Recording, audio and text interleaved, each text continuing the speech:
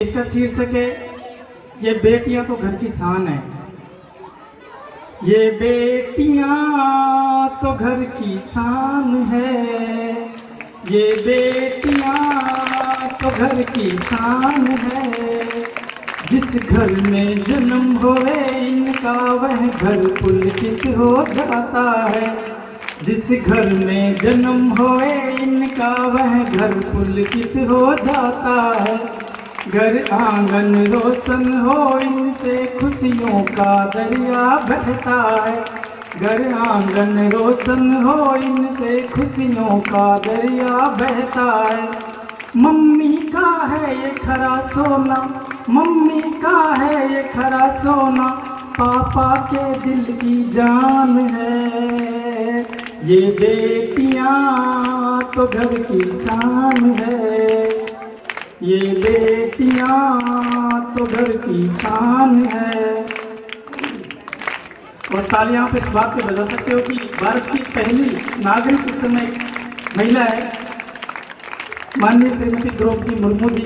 इससे आप अंदाजा लगा सकते हैं कि देश में ऐसी कोई पोस्ट नहीं है, ऐसी कोई जगह नहीं है लड़की और महिलाएं नहीं पहुंच सकती। तो कहता हूं कि पापा का नाम शिखर से भी ऊंचा कर देती है बेटी।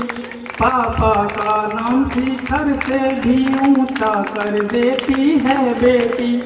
मम्मी का हाथ बटा करके दिल में बस जाती है बेटी। मम्मी का हाथ बटा करके दिल में बस जाती है बेटी। ये मान है कुल गौरव का, ये मान है कुल गौरव का, भैया का ये अभिमान है।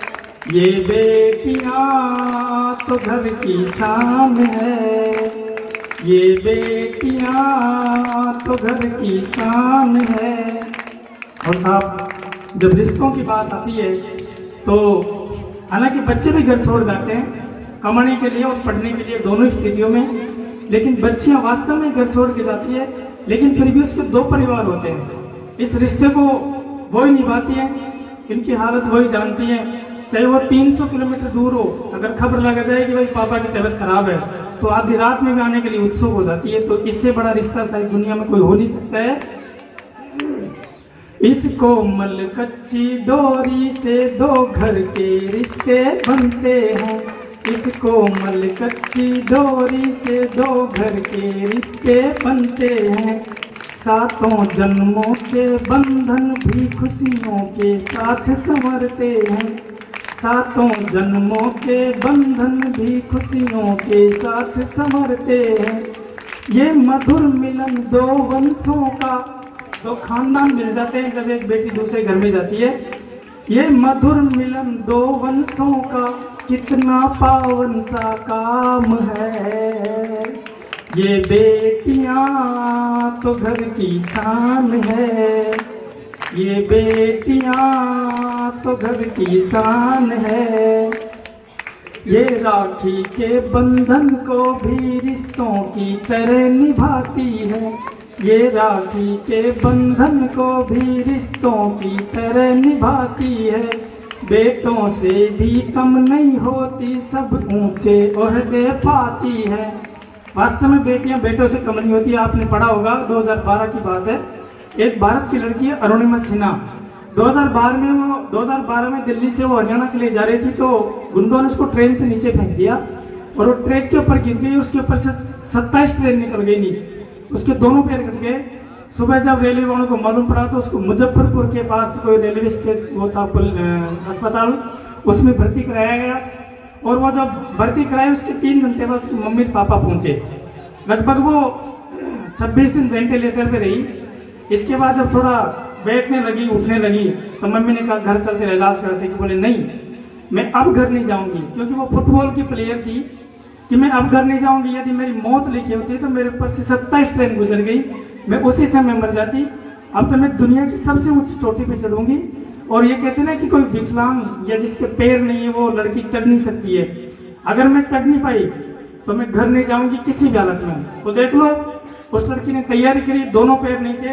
विश्व की सबसे पहली महिला अरुणिमा सिन्हा है, भारत की बेटी, जो दोनों पैर नहीं होते भी 8,848 वर्ग मीटर की ऊंचाई जो है माउंट एवरेस्ट की, उसको फतेह करने वाली, मतलब विकलांग कहो या दोनों पे रहित वो लड़की कहो, भारत की बेटी। बहुत जोरदार तालियां बजाओ उसके लिए। तो अभी एक 4 लाइनों में अंतिम पंक्तियां, मेरे युवा साथी बैठे हुए हैं, मेरे गुरुजन बैठे हैं, मेरे यार दोस्त, मैं आपका ध्यान आकर्षित करना चाहूँगा, एक संदेश देना चाहता हूँ मैं आप सभी को। जीने दो प्यारी बिटिया को ना जन्म से पहले दफन करो। टेक्निकल जो चीज़ होती है वो आदमी की सुविधा के लिए होती है, लेकिन कुछ सुविधाएं समाज के लिए बहुत बड़ी असुविधाएं बन जाती है, जिनको हम बोलते हैं विज्ञान की भाषा में लिंग परीक्षण करवा देते हैं, और पता होता है कि पेट में बच्ची है तो उसको पहले ही नष्ट कर देते हैं। आपने अखबारों में पढ़ा होगा, आपने किताबों में पढ़ा होगा, फिल्मों में देखा होगा, ऐसे बहुत सारे अपवाद इस दुनिया के अंदर चल रहे हैं। एक सोचने का विषय है। और मेरी जो ये कविता है या जो गीत है, इसमें ये जो संदेश है ये मेरी आत्मा से निकल के आता है। जब मैं देखता हूँ कि वास्तव में पढ़े लिखे लोग आज भी भेदभाव करते हैं, वो बहुत ही गलत है। जीने दो प्यारी बिटिया को ना जन्म से पहले दफन करो, बिन बेटी के संसार चले ना, बात पे थोड़ा मनन करो। बिन बेटी के संसार चले ना, बात पे थोड़ा मनन करो। वक्त पड़ा है अब भी समझ लो, वक्त पड़ा है अब भी समझ लो, नहीं तो सब सुनसान है। ये बेटियां तो घर की शान है, ये बेटियां तो घर की शान है। इन्हीं शब्दों के साथ मुझे मौका दिया हमारे स्टाफ साथियों ने, मैं आपको बहुत आभारी रहूँगा। और मेरे बच्चे जो 12वीं क्लास में एग्ज़ाम देने जा रहे हैं,